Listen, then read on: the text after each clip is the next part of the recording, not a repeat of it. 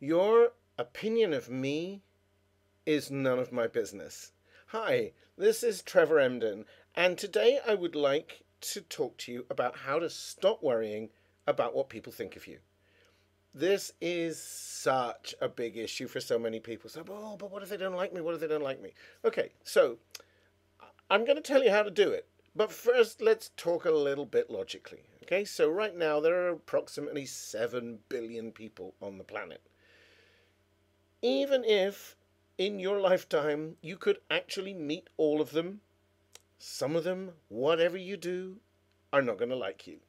Get over it. There are plenty who will, right? And you're not going to like all of them either. So it cuts both ways. The chances of everybody on the planet liking you is absurd, right? So stop going around thinking, well, I hope they all like me, I hope they all like me, because you can't do that. You'd need a computer to work out how to make every single body like you. Can't be done. So that's the first thing to say, right? So the antidote to that is to say, well, I have to like myself. You have to have a relationship with you that you're comfortable with. You are the person, after all, that you're going to wake up with every day and go to bed with every night of your life, assuming you sleep at night, or maybe a night worker who does it the other way around, doesn't matter, same thing, for the rest of your life. You are the person you have the primary relationship with. So you need to get clear in your mind that your values, your beliefs, your ideas, your way of doing something, if you open a can of beans backwards, that's okay. Nobody cares. Well, maybe somebody does care. Oh, that really irritates me when you do that. Guess what? That's their problem. And that's where that quote that I came in at the beginning came from. It was from the late, great Dr. Wayne Dyer, who once said in one of his talks that if he was giving a lecture in a room of, say, 100 people, in that room there were, at that moment, 101 versions of his reputation, 101 opinions about him, the 100 people plus his own. And he would say, at the end of the talk, as people were filing out past him, some would stop and shake his hand and talk to him, and they would say, I really enjoyed your talk, Dr. Dyer. That was wonderful, Dr. Dyer. You really inspired me, Dr. Dyer. And every so often, somebody might stop and say, I thought it was a load of tripe. I hated it. And his response to them was, you may well be right. Because what he could see was that that's just their thinking. And they may have something of value as an alternative to whatever his thinking was, to say about that. That's okay, that's valid, that's how we all learn and grow. It doesn't mean that they hated him personally, and if they did, it's still their problem. Because what he went on to say in that lecture was, their opinion of him was none of his business. It's their opinion. It's inside their heads. And other people's opinion of you is none of your business. Now, you may not like my British accent. You may not like watching my videos.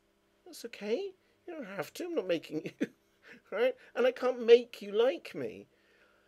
What he went on to say was, as long as I turned up in that lecture room, prepared, knowing what I was going to say, sober, with integrity, and as far as I know, I believed it. I came from the heart. I delivered it to the best of my ability as a speaker, as a lecturer, as a whatever, thinker, philosopher, whatever he regarded himself as at that time. And you know what? We change. So I've given talks and even written books and blog posts and things, articles in magazines over the years that now I look back on them and think, well, I don't really agree with that anymore. I wouldn't. And there have been times when I've even thought, I wish I hadn't said that. People might not like it. And it's like, but at the time, that was what I understood. That was where I was in that moment. Dr. Richard Bandler has said something like, there are millions of people all over the world who are at various stages of his personal development. Because when he's published a book or a video, that's where he was at that moment. He's moved on, but the training is fixed in time. So there are now people who thinking that's how you do it. I may well be one of them. I've studied a lot of Dr. Bandler's work. So we're all just wherever we are on our own journey. So the question is, if you are someone who does regularly worry about what other people think of you, then the question that you'll be wanting me to answer is, well, what do I do about it? How do I get those thoughts out of my head? Well, let me show you something with this glass here. I have a glass. Now, I'll hold it like that really so you can see. Now, it's not perfectly clear because actually what I put inside it, it should be sand, but I don't have any sand in my kitchen. So this is couscous, so it's slightly dissolving, but you'll get the idea. Right, so you can see that I've left it to settle and it just falls to the bottom. Now, if you regard the couscous in there as your thoughts, right, and the water is your mind, it should be perfectly clear. If it was not couscous, it would be perfectly clear, right? So for the moment, your thoughts are couscous.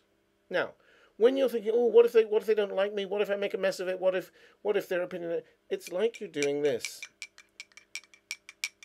Now, can you see that it's impossible? Now, it settles fairly quickly as it happens, but you cannot possibly stop your mind when that's going on. It's like one of those snow globes, you know, where you can't see the view, and then you let it settle. Now, what you need to understand is this. You were born confident. You have never, ever seen a baby or even a toddler who wasn't 100. You know, you ask a toddler, can you sing me a song? And they'll sing you a song. Can you do a dance for me? They'll do a dance for you. Can you tell me a joke? They'll have a go, won't they? There is absolutely no self-consciousness. Now, you were no different. We were all born confident in ourselves. We like ourselves naturally. That's your default setting. There's nothing you have to do to get that back because you can't lose it. What you can do is obscure it in a fog of thought. So your mind will say, but I have to do something, I have to do something, I have to do something. And actually, what you need to do is absolutely nothing. Now, I can tell you techniques. And then what your mind will do, I can tell you to do things like, okay, here's one that I like to sometimes, okay? I like to do it myself. If you can look out of a window or even at a photograph of the countryside with trees in the image and sky behind, okay? So you want an image of trees and sky behind. Look at the space between the branches, the shapes that the branches, whether they have leaves on or not, doesn't matter, as long as you can see between them, the shapes that they make. Because those shapes have no name. You can't name them. They're not squares and circles and triangles. They're random, non-nameable shapes. In order to do that, to study those shapes, your mind has to go blah and just be wordless for a moment or two. But the problem with telling you any technique like that, you can try it. It kind of works. It's a distraction.